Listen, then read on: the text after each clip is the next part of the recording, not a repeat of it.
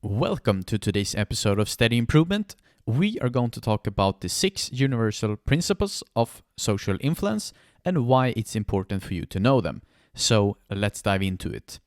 So the 6 universal principles of social influence is reciprocation, authority, commitment/consistency, scarcity, liking, and social proof.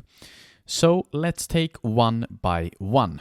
First out, we take reciprocation, and that is all about that we feel obligated to return favors performed for us. Everyone has been using and been used by this one.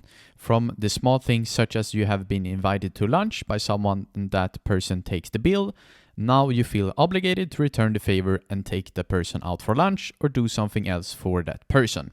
Or at work, it can be that someone covered a shift for you when you were ill and at home from work. Then next time when the roles are opposite, you are going to feel a strong obligation to cover that person's shift when he did that for you last time. You get the point. Next one is authority, and it has to do with the fact that we look for experts to show us the way. This is widely used in a lot of areas and markets, especially in the health and fitness industry.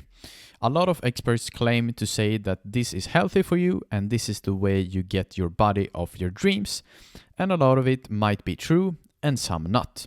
We have all fallen for it sometime. Next up is commitment/consistency, and this is all about that we want to act consistently with our commitments and values. You want to be a person that can be trusted and be someone who keeps his promise and does what you are saying you're going to do. Next one is scarcity, which has to do with the less available the resource, the more we want it. This is a hugely underrated rule from my own experience, and almost every salesperson can use it starting from today. It can be everything from such as you're selling TVs and the customer who wants to buy a certain TV that you suggested is unsure maybe and needs some time to think about it.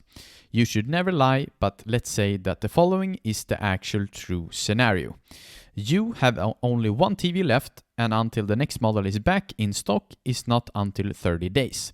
And on top of that, you just talked to another person for 20 minutes ago that wants the exact same TV as you, and he is actually coming back in around 15 minutes.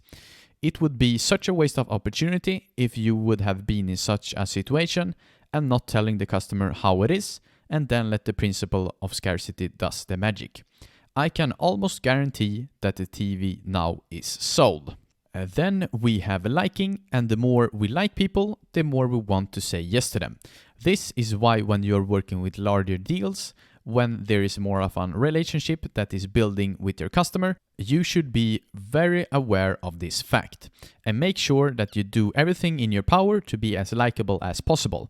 Because I can guarantee with this rule as a fact, the more likable you are, the more you're going to sell.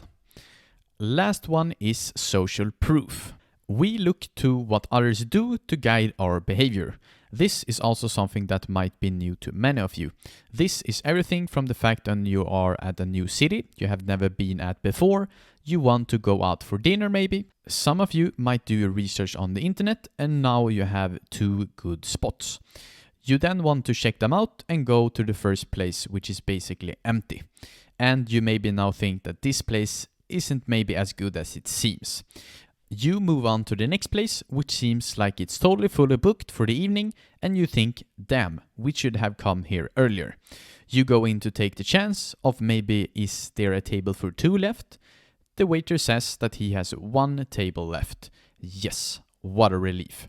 What all of this is about is the fact that you looked for social proof by looking how many others were at the place you wanted to go. And to go back to the TV salesperson theme, and the situation with the guy who wanted to think about it. Let's say he buys the TV because of the scarcity rule, and now you might ask him if he wants to add an insurance to his TV. If you just ask him if he wants it, there might be maybe 1 out of 10 who says yes. But if you tweak the way you say it to the following, I can guarantee that you will get more yeses when you ask the same question, just in a different way.